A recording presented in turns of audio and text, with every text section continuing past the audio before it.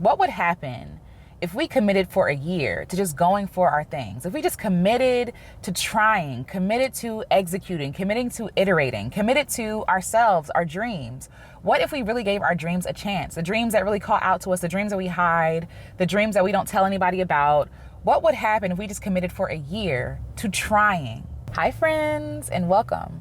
Today I want to talk about dreams. I want to talk about going for it. I want to talk about bravery. I want to talk about committing to yourself, giving yourself a chance, giving yourself an opportunity to win. So I am a dreamer through and through. I dream of ideas, of movements, of places, of whole communities. I am a dreamer. But I get stuck on the dream phase a lot because fear sets in. The fear of failure, the fear of what other people will say, the fear of doing it imperfectly, the fear of failing, the fear of, upsetting other people. I have a whole notebook full of dreams that some of them I have not executed on because of time, resources, availability. I don't have the capacity for it. And I feel like that's fine. But some things I just haven't pulled the trigger because I'm afraid. I'm afraid of what it's going to look like. I'm afraid of stumbling and figuring it out along the way. When I've changed my perspective recently to being okay with not having the answers, being okay with learning along the way, to testing it out, to tasting it, right? We don't have to be perfect. It's not requiring us to be perfect, but we put that pressure on ourselves to be perfect. What if we committed for a year to just trying our things? I've been journaling this morning, and so I'm going to share some things I've been writing down, some ideas, some ideas I want you to take and think about for yourself and things that I'm working through for myself. So the first thing I ask myself is, what would happen if I actually gave myself a chance? If I committed for a year to my dreams, to singing, to writing, to photography, to documenting, to sharing stories, storytelling, trying things I want to try as hobbies. What would happen if I just gave myself a year of play, a year of yes and. I talked about this before and how I love improv. Improv is so cool because they're creating on the fly, right? They're creating whole scenes and scenarios, and they make us laugh. They fill us with joy, and it's a work of art. We're co-laboring. We're creating in real time, and that's what improv does. That's what improv people do. And so I was like, what if I actually looked at my life as improv? What if I didn't have to have all the answers? What if I took the pressure off of myself to have it all figured out and embraced the yes and? Embrace this idea of improving my life, of pivoting when I don't like something, changing up, quitting what I don't like, right? What if I just embraced life and took all this pressure off for me to have all of the answers? I feel like life would be beautiful. I feel like life would be fun and life would be playful. And I also feel like the way that we learn is through play. If we gave ourselves a play year, mine is starting June 2022 to June 2023. Giving myself permission to make mistakes, giving myself permission to do it imperfectly, giving myself permission to do it in a messy way, to stutter, to stumble over my words, to not be perfect, to not have all the answers, and being open to what will happen, surrendering to this need to have everything figured out, and accepting the ease and the joy and the play that comes with improving, with yes and.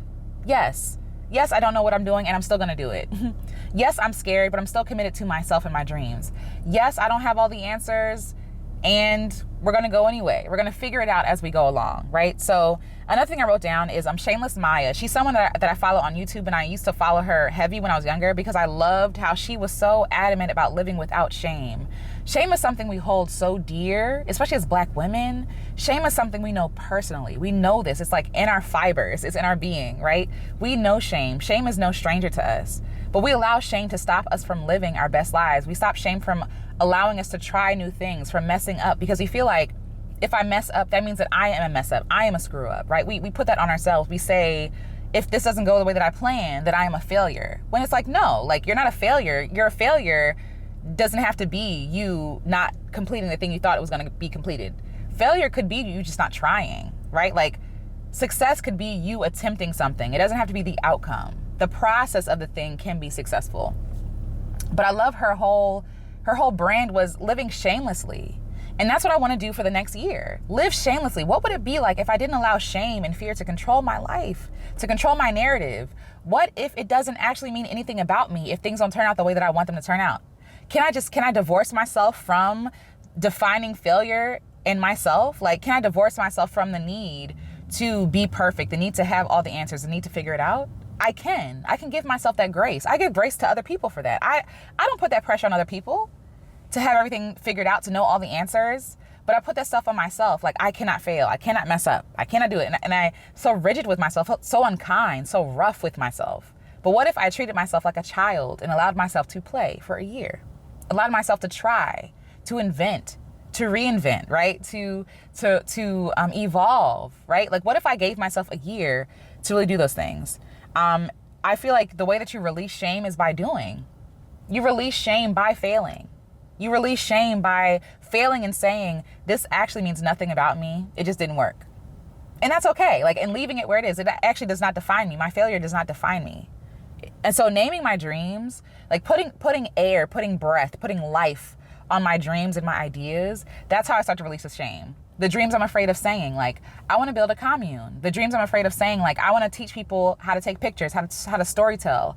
I want to teach Black creative women how to create things using the stories of their lives. I want to take pictures. I want to document things. I want to interview other women. I want to make a documentary. Like, these are things I really want to do, right? But I just haven't given myself permission to do those things because I feel like if it's not perfect, then I can't do it. But there's so much shame in me hiding these dreams. There's so much shame in that, right? Because it's like, if I tell someone, they're going to hold me to a standard. They're going to have an idea for what that dream has to look like. And so I'm not going to say anything at all. When really I'm just imprisoning myself. I am wrapping myself up in bondage by not being honest about what I want to make, what I want to create, who I want to be in this world. Like, releasing that shame. So doors open when you go for it. When you commit to yourself, doors open. Again, I was reading scripture and I talked about this before, but Jesus was telling the disciples, like, hey, go to these places and do the thing. Freely give what I freely given to you, right? This idea of like God freely giving them the gifts, wisdom, knowledge, etc. Go to these places and give. And so because Jesus knew us, like, we're always asking, like, okay, I want to do the thing, but what is it going to require? What do I need to have? Like, how do I be prepared? How do I over prepare for this thing? We're always over prepared. And even us being over prepared, we don't do anything, right? Like, we feel like we need to be over prepared to do the thing, but really we're just procrastinating. We're procrastinating. So anyway, so Jesus tells his disciples to go, and he says, don't worry about clothes, don't worry about gold or food or whatever. Your needs will be taken care of when you get there. And I feel like we need to take that approach with life. Some things we are not going to know until we get there. We're not going to have what we think we need until we get there. But the truth is, we have everything we need to get started today. We have everything we need to take the first step.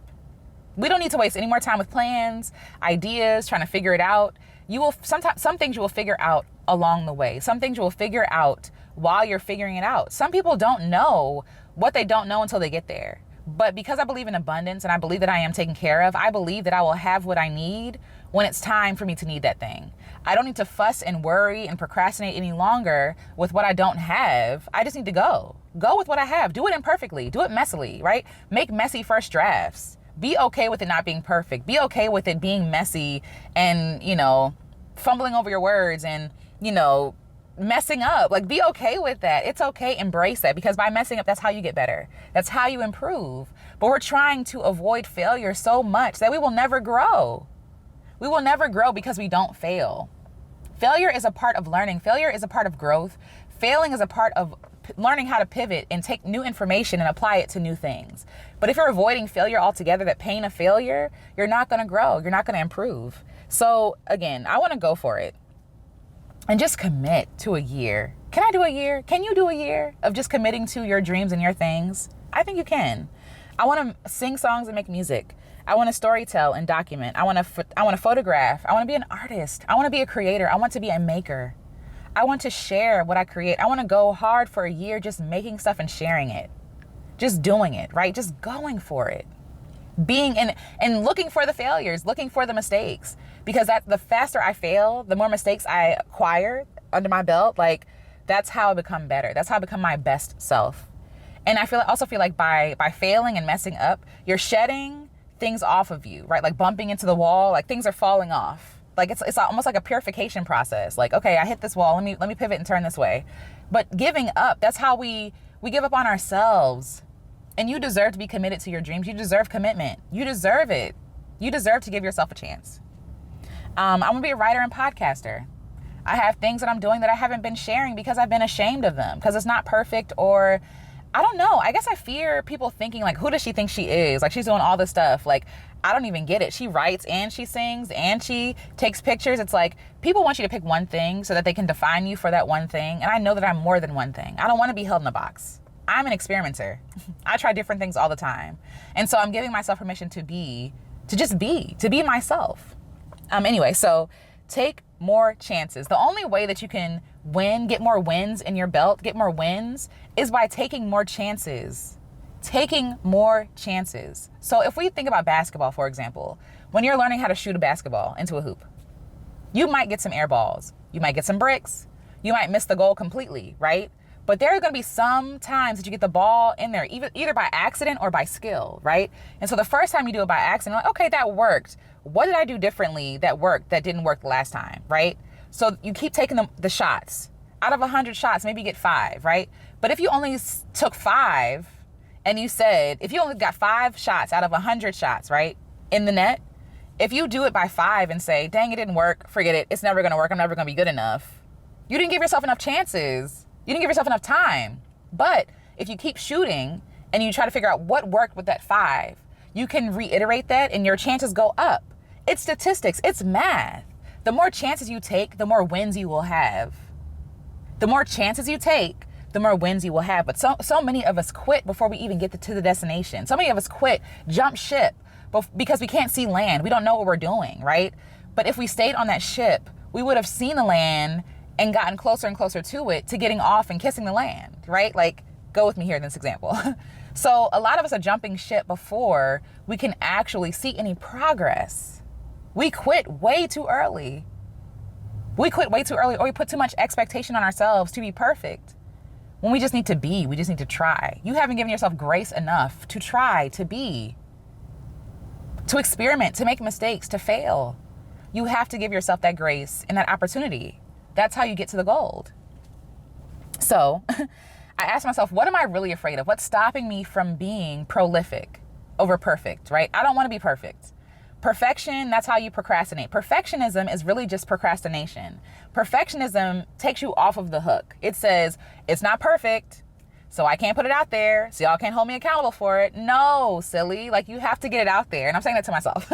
You have to get it out there. Like, it's not enough just to be like, oh, well, until it's perfect, then I'll do it. You will never do it because it will never be perfect. Nothing is ever perfect. I've talked to artists before, painters, and they've said this. They said, my painting is finished when I determine it's finished. Because you can always fix something. You can always add something. You can always, move something around. But you have to say, that's enough, and walk away. And that's how an artwork is finished. That's how an artwork is finished. It's never because, like, oh, it looks finished now. It's like, no, I have to decide to be finished with it, right? You have to decide. You have to decide to be finished with it. But you have to take more chances. So perfectionism is a lie we tell ourselves. I have to be perfect to put it out there. No, you don't. Nothing is perfect. There is no such thing as perfection. Nothing is perfect. What is perfect, though, is you being imperfect. You're perfectly fine the way you are and perfectly you. I know that sounds cheesy, but it's true. I've talked about this before. I like when my music sounds human. I like mistakes in songs. I like mistakes in writing. I don't like things to feel too polished, too put together, because it doesn't feel relatable to me. Like, I can't resonate with that because I'm not perfect, right? It'll make me feel like I'm less than, it'll intimidate me, or it just doesn't feel real. Because what is real is imperfections. What is real is mistakes. What is real is you fumbling over your words. What is real is you speaking from your heart. What is real is you. And you are enough. You are enough. And I have to tell myself that I am enough. I am enough. And me putting stuff out there, people rejecting what I put out there, has no bearing on my worth or my value. I am enough. Period. Hard stop, right? So again, what am I afraid of? I'm afraid of losing folks. I'm afraid of people being like, what in the world is she doing? I don't get it. Like, I'm afraid of being seen, of people seeing me for what I really want to create, who I really am. Because now there's a standard. Now there's a standard they're holding me to. Now there's an expectation, right? I don't want the expectation. I just want to create. Well, no, I have to stand in the truth. Like, yes, this is what I want. Yes. I might not be good at it right now, but I plan on being good enough because I plan on sticking with it, right? Like, maybe you don't like my film. Maybe you don't like my photo. Maybe you don't like my song. Does that mean I should stop creating and stop making? No. I'm going to go for it. I have dreams that deserve to be realized. I have dreams that deserve to see the light of day, that deserve my attention, that deserve my approval, my accolades, my support. I believe the dreams that we're given is on purpose. I believe that dreams can be markers on our way to things. Maybe the dream that I have for myself isn't really the end goal, but maybe it's just a marker to say, hey, go this way. And then I'll realize something else and pivot and go a different way. But I'll never get to where I'm supposed to go if I don't take that first step. If I don't go. I'm afraid of looking like I'm all over the place. Like I'm scatterbrained. I'm a multi-passionate person. And for all my multi-passionate people out there, you understand what it feels like when people say, what do you do? And you're like, well, I do 10 things, but which one should I say? Which one sounds like a viable option, that I don't sound like I'm an airhead, or that I don't sound like I'm not serious about my craft? Like, no, like I'm afraid of that. I'm afraid of people not taking me seriously because I'm not known for one thing, right? But just because people don't get it, just because some people don't get it, doesn't mean I should have to suffocate and bury all of myself to fit a narrative that people have created for me. Is that fair? I'm afraid of going broke. Let's be real. I don't want to struggle no more. I'm afraid of going broke. But it's crazy because a lot of the success that I've had has been accidental. It has been accidental. Like, it's just like, what? Like, opportunities come. So I believe that I will be taken care of. I believe there is gold on the other side of me pursuing my dream. I believe that my dreams are a viable option for me to be provided for me to be taken care of, for me to be able to create freely and joyfully and still be able to make a living. I believe that. I have to hold on to that. I'm afraid of getting it wrong, of being wrong. I'm afraid of not having the right answers, because just being groomed in tag programs and like academic spaces, like you're supposed to have all the answers. There is no, I don't know. There is no, oh, well, I'll figure it out along the way. It's like, no, you have to have prerequisites for this thing. Before you take this step, you have to have done this and this and this. And for me, I'm like, dang, well, I haven't done X, Y, and Z. Am I still like, is it still valid that I want to do this thing? Yes. All these rules were created. They're not real. All these systems were created. It's not real. And some of these systems were created so that you would have imposter syndrome, so that you would doubt yourself, so that you would not go for the things you want to go for. Like, I don't have the degree. I can't do X, Y, and Z. Who said? White people in academic spaces? Unless you're a doctor or a lawyer or whatever, like, you can still do the thing. Controversial, maybe, but like, you can still do the thing. Degrees are wonderful. They're wonderful, but I also feel like degrees really just show that you can take information, regurgitate it back to the person. You're a good test taker. Like, sometimes that's just what it means. It has no bearing on your wisdom, on your knowledge, on how smart you are, how capable you are. But these systems are created to discount people. These systems were created to keep some people out and to keep some people in. So the imposter syndrome I feel, some of it is not even from me. Some of it is just from community, from the overarching society that I live in, from white folks who think I'm not good enough when I am qualified. Like, I thought about singing and I was like, oh, well, I can't do that because I didn't study music. Yes, I have. Studying music doesn't mean I have to go to a 4-year institution and get a degree in music. I've been listening to music, singing music, dissecting music, researching the people who created the music. I've been doing all that stuff, right? Without a college degree. I am valid. My studying music matters. I've been studying music for 32 years. That should mean something. Just because a white person in an academic space doesn't give me a degree means that I'm not good enough? No, I have to deprogram my mind and decolonize my mind and my art. I am valid. All right. So, again, perfectionism is procrastination. Perfectionism is procrastination because we know that perfectionism does not exist. There is no such thing as perfect. Nothing is perfect. Even the buildings we see have flaws in them. The music we listen to has flaws in them because we're human. And that's the beautiful thing about it. It doesn't have to be perfect to be impactful. It doesn't have to be perfect to be impactful. And I would also argue that the more imperfect something is, the more impactful it could be. Because if you show up like, I know everything, I have all the answers, don't nobody want to follow a know-it-all. Don't nobody want to listen to somebody who knows everything. Like, that's annoying. Don't nobody want to relate to somebody, can't nobody relate to nobody who is perfect. Because I'm not perfect. I'm not. But we tell ourselves that it has to be perfect before it goes out because it takes us off the hook. If it's not perfect, I can't put it out there, and therefore you cannot hold me to something. I'm off the hook. Or we make disclaimers. We say, this isn't my best body of work, but I try my, it's like, stop the disclaimers. It is what it is. I made this. What do you think? Why can't I show up like that? I made this. What do you think? Because we don't want criticism. We're afraid of it. It hurts. It sucks. But that is how we get free. We cannot be free if we're afraid of people's opinions of our things. Okay, I am open to learning as I go along. I am open to not having the answers, to improving my life, to being a beginner, being an amateur, being someone who is a child, being okay with not having all the answers. I don't know where this is going to take me. I don't know where I'm going to be in a year. And I think that's beautiful. I don't want to know. I want to be surprised. I want to surrender and softly go and softly do and gently do it, right? I don't want to be hard pressed with deadlines and markers of success. I don't want none of that. I want to be open to the journey and show y'all what I'm doing as I go along. I want to be open to the celebration of surprises I don't even know that are along the way in this journey. I'm okay with not knowing and being okay with learning as I do. I don't need to know all the answers to start. I have everything I need to start today. When I'm teaching photography, I tell my students, you have everything you need. You don't need a fancy camera. You can use your camera phone. Use the camera in your phone. That is the best camera you have. The best camera you have is the one in your hand. The one in your hand. So what do you have in your hand? What skills, what ideas, what resources, what communities, what money do you have in your hand that you can get started doing your thing today?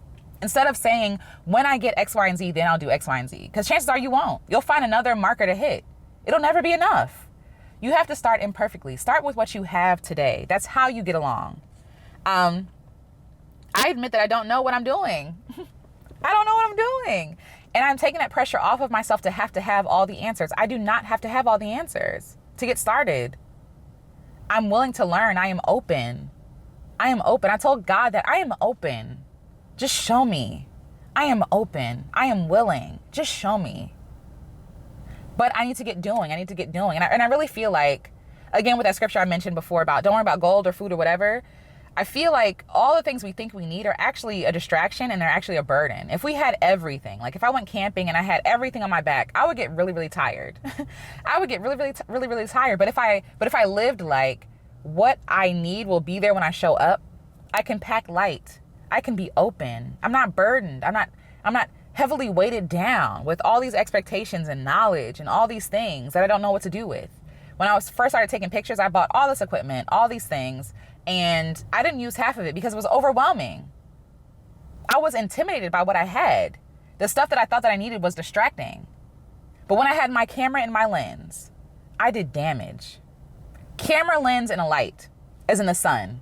I shot outside. I bought all these flashes and all these things that I thought I needed when the sun was the best light that I needed. And a camera. That's it. But if I have all my equipment, it's heavy, it's loaded, it's intimidating. I don't know what to do. It delays things, right? Because I'm switching lenses, I'm setting up, I'm breaking down. It's too much work. I'm exhausted at the end of the day because I executed so much energy into just maintaining stuff. When if we just go and do lightly, gently, and be open to knowing what we need to know when we get there, we would get more done. Less stuff will be in the way. What is the easiest path? What is the path of least resistance? Go that way. Do that thing. So there are things I want to do. I'm going to have a show. I want to put on concerts. I want to put on a tour. I don't have all that stuff yet, but I will do it in my small way. I will travel in my RV, set up in a place and say, hey, send a text. Hey, y'all, I'm in this area. If you want to come out for music and talks and communing, come out. That's my vision. That's what I want to do. Instead of waiting for me to be sponsored by somebody or waiting for me to have enough money for a tour bus or waiting for me to like hit the charts. Why am I waiting for all that? I don't need all that. I just need to go and do. Okay. I admit, I surrender and open myself up to great possibilities. I surrender. I don't need to push and force. I'm open. I surrender because life gets good when you just surrender. When you're just open to the possibilities of things that you weren't even aware of. Life gets so good and I'm open. I'm ready. So I'm ready to see where I'm going to go in this year. I'm so excited. I'm going to share the journey with you. Okay. I want to freely give to God. I want to freely give to God and go freely. Like just everything I have generously to just share. Music and process. That's on my Patreon. That's what I share. The music and process, my thoughts on things, imperfect visions for stuff. Like being okay and being open with showing myself as human. I'm not perfect, y'all. I hope that y'all never thought I was. But sometimes I treat myself like I have this expectation of people that people need me to be perfect. They never ask me. They just ask me to be me. They never ask me to be perfect. They just ask me to be me. And sometimes we feel like we have to be perfect. You don't have to be perfect. You just have to be. People have to know that you exist. People need to see you. You have messages, art, music, resources that people need. They don't need it perfect. They just need it. It just needs to be in the world. So many of us are stopping ourselves and stopping the blessings of other people because we're so tied up in perfectionism. That does not exist. That does not exist. I'm literally unlearning perfectionism and overthinking. And I'm sowing more seeds to reap a plentiful garden or a plentiful harvest. So I think of life this way. I think that life is a garden. And so we say that we want all these things. We want joy, freedom, art, creativity, whatever. Like we want all these things, but then we're not willing to sow the seeds necessary to grow that thing. We're not willing to sow those seeds, or we see the seeds as small. Like it's like this small version of what I really want. It's like, what am I supposed to do with this? I want the big tree. But getting the tree takes time. It's a process. It takes time. Getting to that tree takes time. But you know what the beautiful thing is that in process, while it's in progress, it's still worthy of celebration. It's still beautiful. And so many of us are so fixated on the trees that we miss the sprouts growing from the ground. We miss that beauty. We miss that because we're so focused on that tree. And if anything doesn't look like that tree, then it's a failure. And that's not true. Trees take years to grow into full maturity. They take years, sometimes decades or hundreds of years. And we're judging ourselves based on a small seed. But please believe, in that seed, there is a whole tree. And we're throwing away our seeds and saying it's not good enough because we're not perfect, because we're not a full-blown tree. We just want someone to transplant a tree into our garden. That's not how it works. You are good soil. Plant the seeds. We say we want joy, but we're not doing things that make us joyful. We say we want peace, but we're choosing to be overwhelmed by things. We're taking on too much, doing too much, too often. Like we say we want community, but we don't spend time with people that we love. How are you going to reap what you don't sow? How are you going to have that in your life and you're not being intentional about doing the thing that actually creates that thing in your life? And for me, I had to ask myself, girl, you mad because you don't have all this creative work out there. You're not free. You're still fearful and all this other stuff, but you're not doing anything to take a chance. You're not taking chances. You don't have a lot of wins, but you're not putting music out there. You're not putting content out there. You're not podcasting like you used to. You're not being prolific. You're too worried about being perfect. Prolific literally just means putting out large bodies of work. Did I ever say that anything I would put out would be perfect? Did I ever make that promise?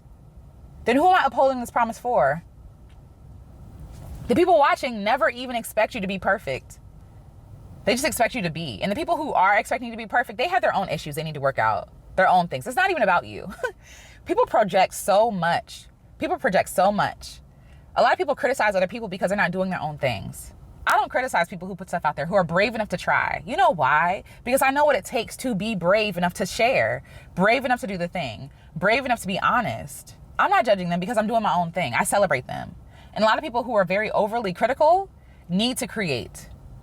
That's what happens when you don't create. You become overcritical of other people. When you're not making the life that you want to live, you're judging everybody else's. It's easy to judge from the stands. It's hard when you're in the arena doing the work. A lot of people who have a lot to say, we're taking their words. They're so heavy, and I get it. Like, words mean things, and words hurt. They do. But we have to judge whose words we're taking in. Like that video I made, I care about what other people think of me. If you're not qualified, if you're not putting skin in the game, you're unqualified to offer me criticism that is not constructive.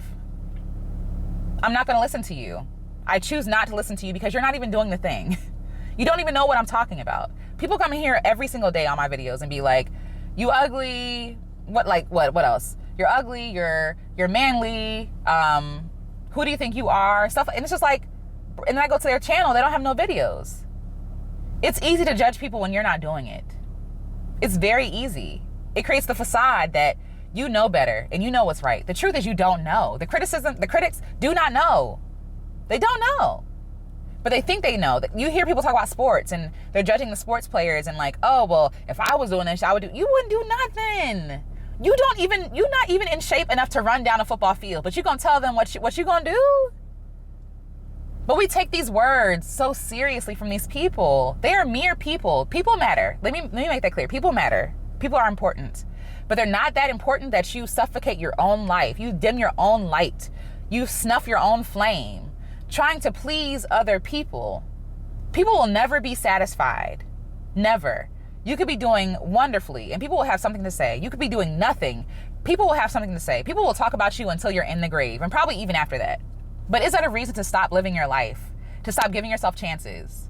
No, never. You are worth so much more than their words. You are invaluable. You deserve, your dreams deserve to see the light of day. So yes, let me get back because I'm ranting, but I'm sowing more seeds to get a better garden. I'm sowing more seeds. I want more life in my life. I want more money in my life, more freedom, more community. So I'm sowing those seeds. I'm sowing the seeds. That's me putting seeds in the ground. I'm sowing more seeds because I know that in due time, I will reap. In due time, things will bloom. In due time, I will have the trees. I will have the flowers, the garden, the fruits, right? And the beautiful thing about pursuing your dreams is that, yes, it's fulfilling for you, but it's also fulfilling for other people. There are other people who will eat from your garden. There are other people who will sup, who will be healed from your garden. But you have to plant those seeds first. You have to plant the seeds. You have to do the hard work of tilling and taking out the weeds, the limiting beliefs, taking out all the stuff that is choking up your garden. And so it's beautiful to look at. It's lovely to feast from it, but you will also be able to share that feast with other people. That's the beautiful thing of a harvest. Harvest festivals are for all people to come together, put together their fruits and their vegetables and all the things they grew and share it with the community. There is beauty on the other side of you choosing yourself, of you giving yourself a chance. Not just for yourself, but other people. The world literally improves when you take the chance to be yourself, to try. It improves. I've seen it in my own life. When I share music here, when I share things I'm working through, people commenting and saying that they're impacted, I am grateful. I am grateful. That is encouraging because it means that I'm not just doing this work for myself, that other people are impacted. That yes, selfish acts are fine, right? Like you don't have to do everything for everybody else, but it is really fulfilling when I know that I'm doing something, that I'm on the right track because other people are resonating with it and other people are getting free. That makes me so happy. But it's me committing. It's me committing to my dreams and my ideas that's doing that. It's God working through me, obviously, but it's me committing to show up and try, to iterate, to try, to iterate, to try, to improv. Yes, and my life. Most of the successes I've had in my life have been accidental successes. I fumbled my way to success and not in a way that is graceful or pretty or beautiful. A lot of things I just, let me try this. I like that. Let me see that. That's why I love looping. I love live looping because it's all improv. I just go with it. I like that. That didn't work. Erase it. Let's try again. I love that. The pressure is off. We put all this unnecessary pressure on ourselves that no one asked for. Okay. Yeah, so if you see me experimenting on this channel, if you see me creating and you don't like it, it's okay. It's fine. You don't have to watch it. I totally understand it. But I am committed to giving myself a chance. I'm committed to committing to myself for a year, to being the woman of my dreams, a woman who is free, a woman who is confident, a woman who is creative, a woman who is learned because of experiences, right? Not just book smarts. A woman who is committed to being uncomfortable for a little bit to be free. A woman who is committed to that. A woman who is committed to myself. A woman who is committed to the child version of me who had dreams way before I showed up here on YouTube. A woman who is committed to giving my child self a chance. A woman who is brave. A woman who is self-assured. I'm going to write out the woman of my dreams because that's who I'm trying to be. I'm trying to be her. And I'm trying to be almost like the adult version of my child self, the more mature version of my child self. My child self had it right. I just never gave her a chance. And it's time that I gave myself, my child version, a chance. My dreams were not silly. They were not too big. They were not frivolous. They were not too small. They were valid. And I'm going back to that place. So you have permission to. You have permission to give yourself more chances. Take more shots. Take more opportunities. Say yes more. Say yes and. right? Experiment, try it out, fail, put it down, quit, pivot, move, just get moving, just go. Don't worry about, I don't have X, Y, and Z. You have everything you need right now in the palm of your hand. If you have a phone, a computer, the internet, if you have breath in your body, you have everything you need to get started. You have everything you need. What would happen if you committed to yourself for a year, to your dreams for a year? If you just played for a year, if you experimented for a year, made a list of all the things you always wanted to try, and just try it for a year? What could you lose? What could you lose? You're already losing by not giving yourself a chance. You are at your worst case scenario right now. You are at your worst case scenario right now. If you gave yourself a year to try, to iterate, to experiment, where would you be? To dream, to play, to create. If you committed to your crafts, where would you be in a year? I imagine you would be a world away from where you are right now, in a beautiful way. You would have more experiences. You would be more confident. You'd be brave. It's worth it. You are worth it. Your dreams are worth it. So if you want to go with me, let's go. Let's get it, right? Let's do the thing. Let's commit to ourselves for a year. I'm making this video for myself, to hold myself accountable, but I'm also making this so that you can hold me accountable, but also to hold yourself accountable and to give yourself permission. You have permission to do the thing, to try, to not have it all figured out, to go anyway, right? To be open to the surprises in your life, to improv your life. You have permission to get what you need when you need it. But don't bog yourself down with the what ifs and I can't do this because I don't have X, Y, and Z. You have everything you need right now. You live in an abundant world. Scarcity is manufactured. It's not true. You have everything you need. And when you need something else, if you don't have it, there are resources to get it.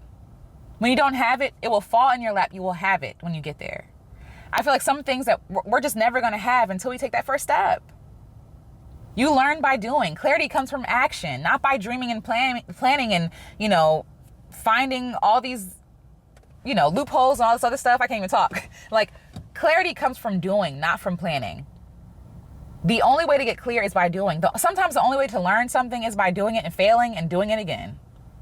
And we want to avoid that because we're risk averse. We're pain averse. We don't want to experience the frustration of not getting it right the first time. Sometimes that is the price you pay. You have to pay for freedom. And wonderfully, we have the internet. People who've already done it.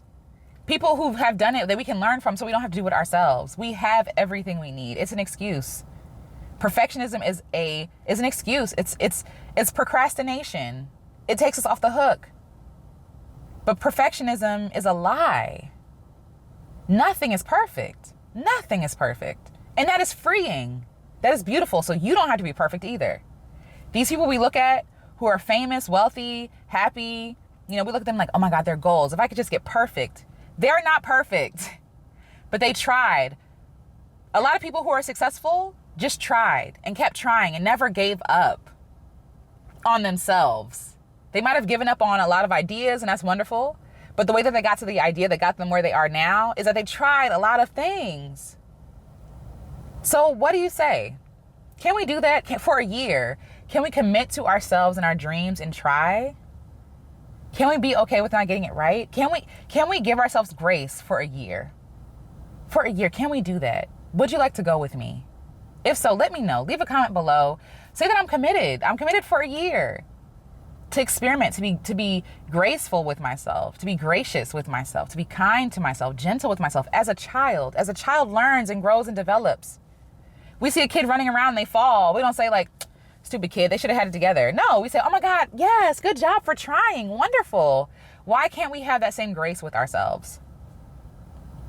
What's stopping us? Who said? And why do we have to listen to them? Why can't we just listen to ourselves? Why can't we trust ourselves, our own intuition? You're not dumb. You're knowledgeable. You know yourself. You're wise. You have experience. You know what you're talking about. You're not delusional. Give yourself opportunity and chance to try. You are worthy of it, and so are your dreams, okay? So if you like this video, let me know. Leave a thumbs up. If you want to join me over on Discord where we can talk about this further, or join me on Patreon. If you join Patreon, you'll also be listed on my music projects that I have coming out soon. I'm so excited. See you over there. And we'll also be talking about setting the intentions and the goals to live a year fully, full out, full throttle, pedal to the metal. Let's go. Let's get it. Let's do it. So if you're interested in that, join me on Patreon. And until next video, if you like this video, check out this video, and I'll talk to y'all later. Bye.